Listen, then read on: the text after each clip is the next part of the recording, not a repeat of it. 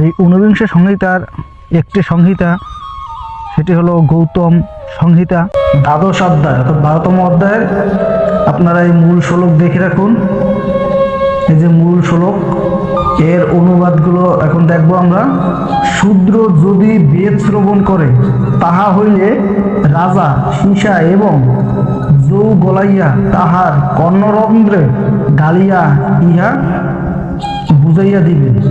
তাহলে আপনারা সেই জায়গাটা পাইলেন আজকের, যে এই যে শূদ্রের হয়ে বেদ শ্রবণ করলে তার কানের ভিতরে যৌ অর্থাৎ সীসা বদলে আর একটা পদার্থ আছে, ওটা গলাইয়া এবং সীসা গলাইয়া তার কর্ণে মানে কান আটকাই দেবে, কানের ভিতরে তপ্ত সীসা গলাইয়া ঢুকিয়ে দিয়ে তার কান আটকাই দেবে। হ্যাঁ, তারপরে দেখুন,